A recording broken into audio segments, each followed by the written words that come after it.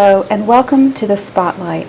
This is Sarah Miles and our guest today is Mike DeGrego, who is running for State Senate in the 14th District. Welcome to the program. Thank you, Sarah. Thank you very much for having me here. It's a pleasure having you here today.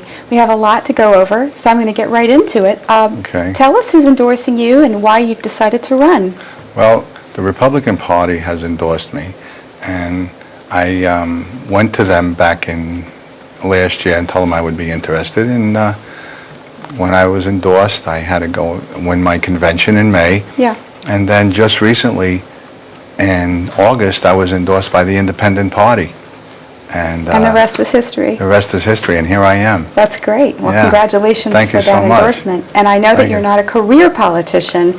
Tell us a bit about your background. It's very impressive. Well, that's true. I'm not a career politician. This is the first time I'm running.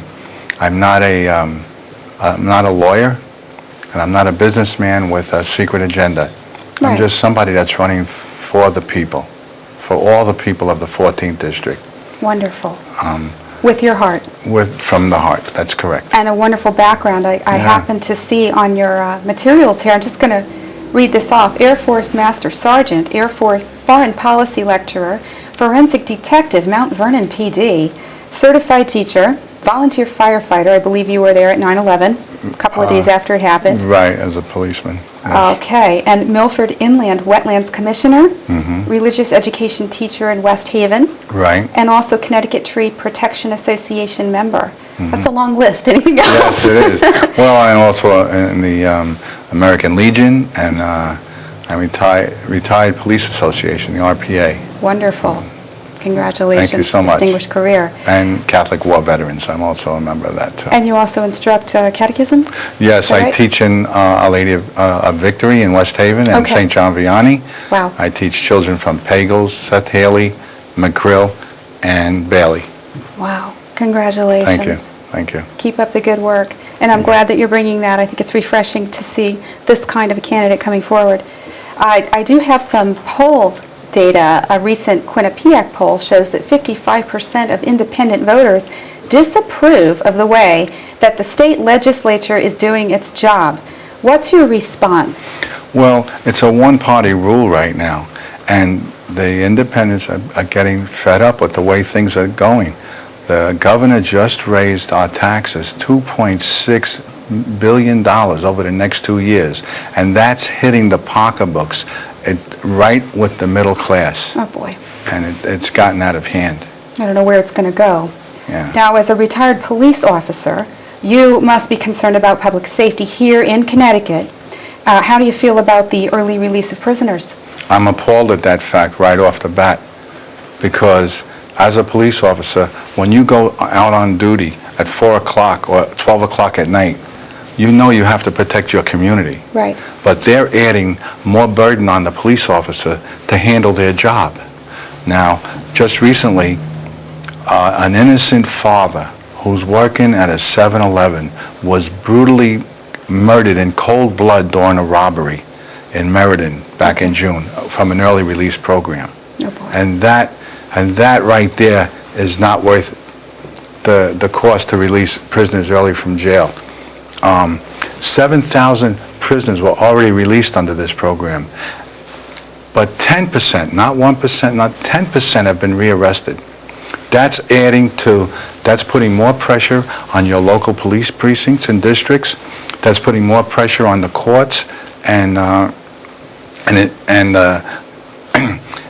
court system. Right. It's just working. no. In fact, I wrote a letter to the governor. You did? I did. Good And for I'm you. asking you, Governor Malloy, please call up the Commissioner of Corrections and say, put a stop to this program now before a police officer in Connecticut is shot by one of these early release prisoners. It has to be done. I wish you'd do it right now. I wish you'd do it today.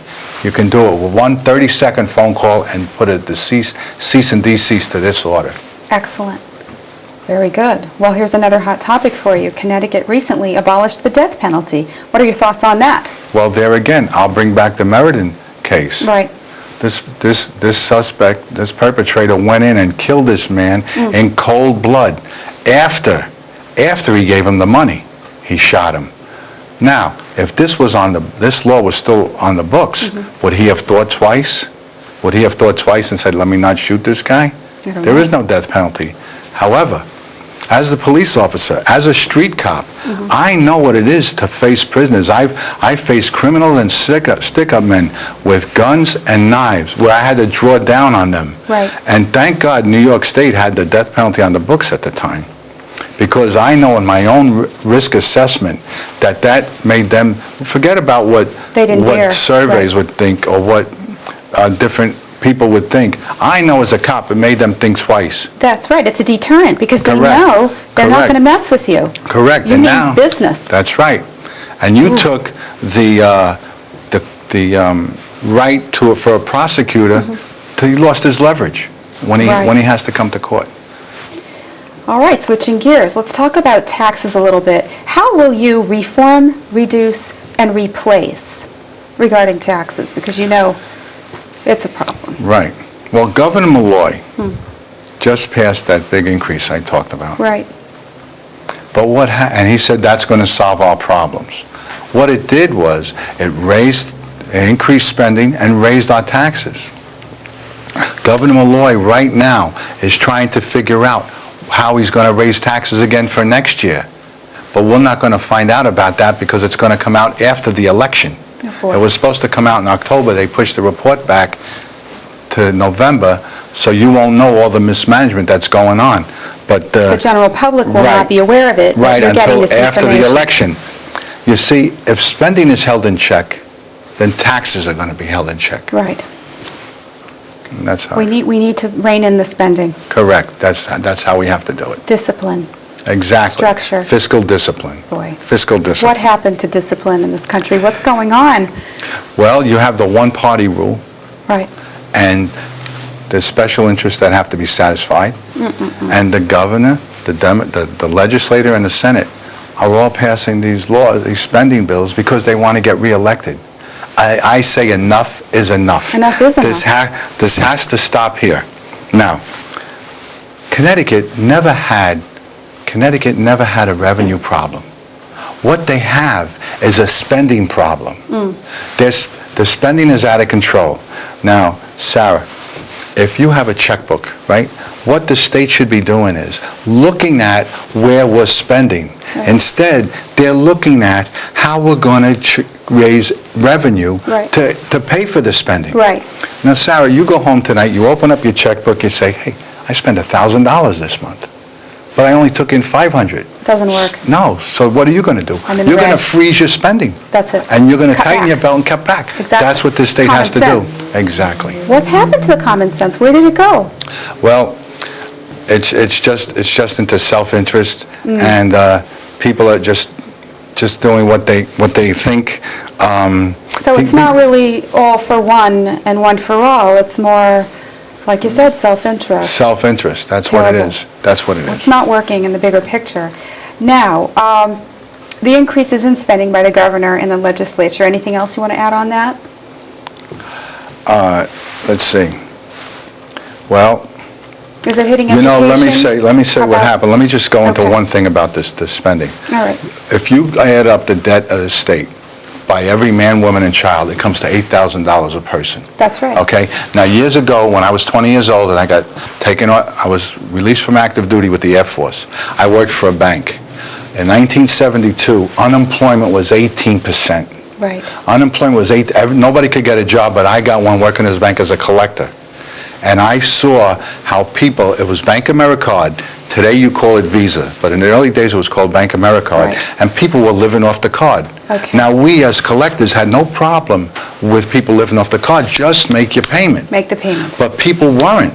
They were coming in collection, we have to collect the money, and when you come in collection so many times, you terminate the card. Okay. But this state doesn't have that problem. They don't do that. They just spend, and who's making the payments? It's falling on our backs. Okay. If you cut the spending, you put taxes in check.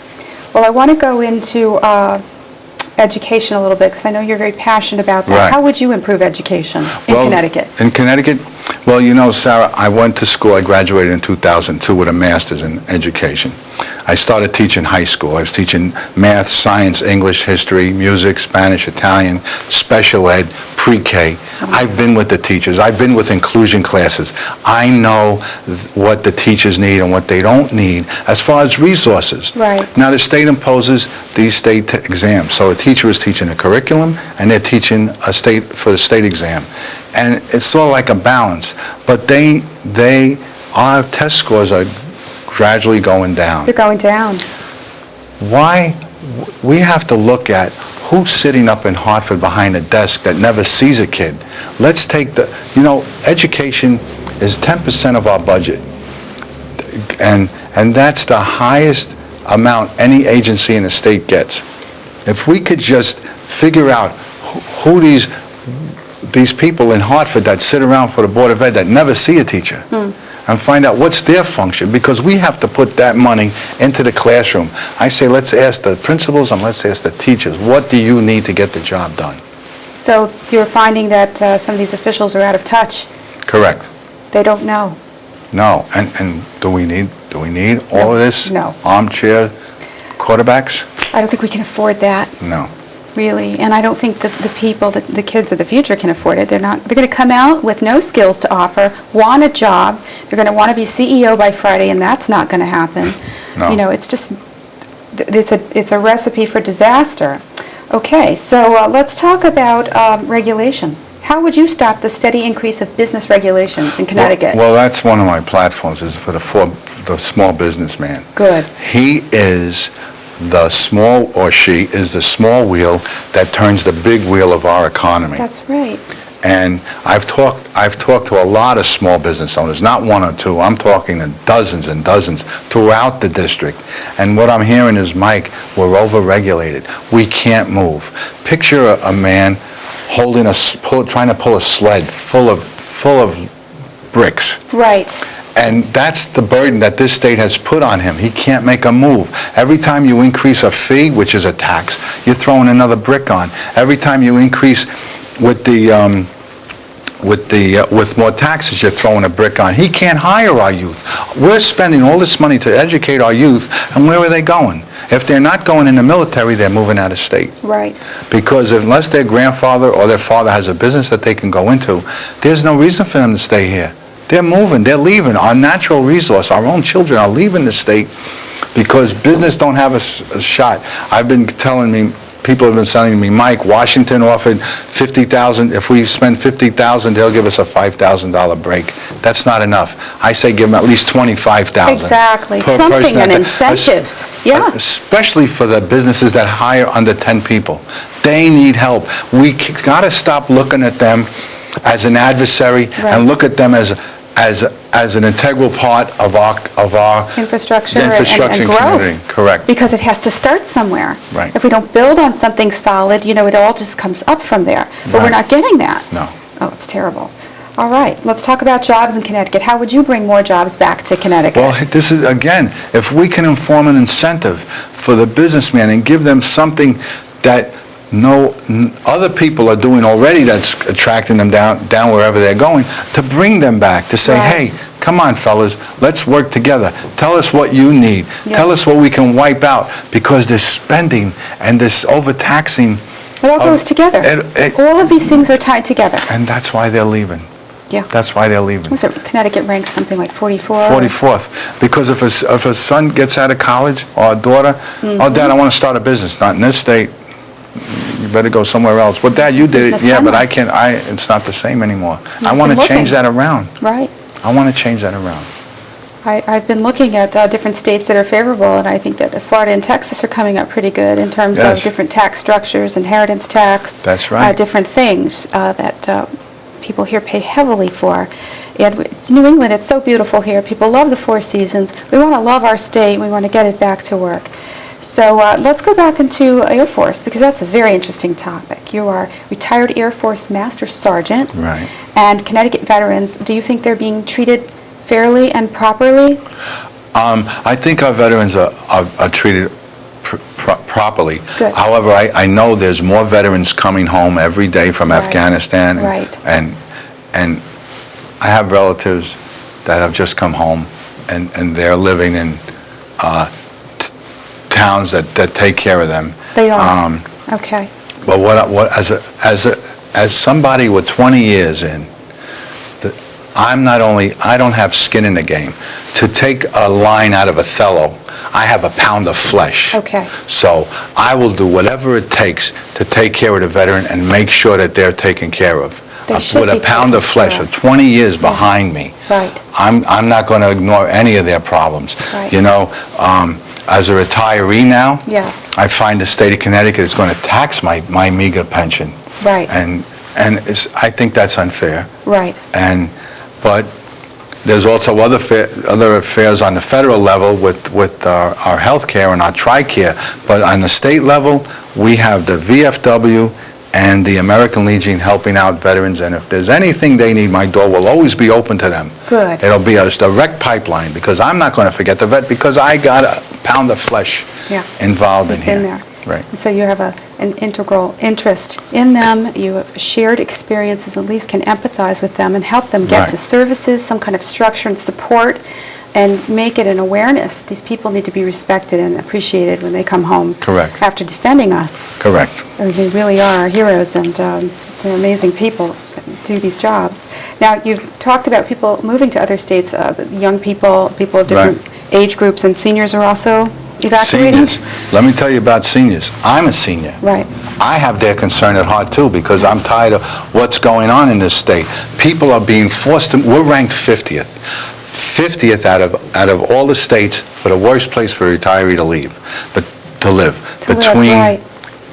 Between the cost of living and the taxes, and people are moving out. My neighbor's upset. I said, what's the matter? She said, my parents are going back down south. They can't see their grandkids. Well, why don't they stay here? They can't afford to live here. No. They lived here all Even their with a lives. home that's paid for, a car that's paid for, it's not, the numbers don't work. No. They have no choice. No. And to pick up and move as a senior is a big trauma. It is. Pick up and leave your memories, your home, all of the things, maybe where you raised your children. I mean, it's very hard to do And then at any age. Right, and then I said, when are you going to see your parents again? Oh, we go down for the holidays in December. You hope. That's it. Right. That's it. Yeah. And people, I don't want people to leave this state. It's like you said, it's 4 seasons, it's a beautiful state. We got to turn this around. We got to stop this we do. spiral, and we got to put the brakes on it. And it sounds like you're the man for the job. Tell me about the way you feel about citizens voting, because a lot of people say, well, my vote doesn't count, and I don't believe that. No, I never did either. In fact, when I remember, when I was 18, they just passed, I think, the 26th Amendment to allow voting for under 21, 18-year-olds. I was the first. I got up at 6 o'clock in the morning. I was the first one in my town to vote that day, and I was in the paper. That's a great story. I think it's... They put you in the paper. Yeah, they put me in the paper for being the first one. You think kids today at 18 are paying attention and voting? I think they should, because you know why? Less than half the people in this world have a right to vote. People died for that right. And I feel it's whatever party you're on, whatever your affiliation, it's important to vote, because there's an old saying, you never miss the water until the well runs dry. Yes. Yes. So if it's important for every youth that turns 18 to go down and register and vote, whatever you're going to vote, but just do it, because that's a right that not everyone has, and it's a respected right. I know a woman in my community, just go off topic here for a moment, but in keeping with what you're saying, she has a number of grandchildren, and she volunteers at the poll. She gets the forms and she gets them registered, and she says, you're going to vote, and they do. You know, they're paying attention because she's talking to them. And I think that's so important that people are talking, having a dialogue, watching the news, getting involved, because it's so much focus on the national. They're forgetting that we live here. This is our home, this is our state. That's right. It starts here. And it's all connected. Right. Correct. But I don't know that they're really tuning in with that. I hope that they are beginning. Well, that again, that's upbringing and civic pride. Yes. And that has to be brought out. That's why I became a teacher, to bring out that civic pride. How do you feel about the youths of America and where they are today versus yesteryear? I know with the technology and the texting and social media. How do you feel about it? Well, I think there's a lot they lose in that, but there's a lot they gain. I mean, Yes. they're leaps and bounds ahead of me, but I'm old school, and, I believe in the classroom teaching, and... But you still have Facebook. You're Right. involved, you're using it, you're I keeping have up to, with yeah. these things? Right. Yeah, I'm learning, I'm adapting, but I just want our youth to have a guide. A lot of them don't have a guide, and you need that in a school. You need a structure, and we have the greatest teachers in the world right here in this state, and I think... You think they're undervalued? Oh, I always think teachers are undervalued. I always do, because you go to any other country, they're right up there, 1, 2, or 3. Really? Yeah. In America, they used to be like 17th out of importance. I didn't know that. When I went to Lehman College, that's what I was told. Goodness. But I have a lot of It's a tough respect for job. teachers. Yes, it is. And it takes a lot to attain that degree, because you have to go through all these All schools. this training? A lot of training. You got to recognize child abuse, gang violence.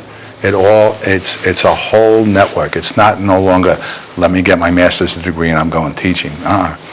To get certified, you have to pass a lot of seminars that you have to go to, and a lot of extra curriculums. But you know what?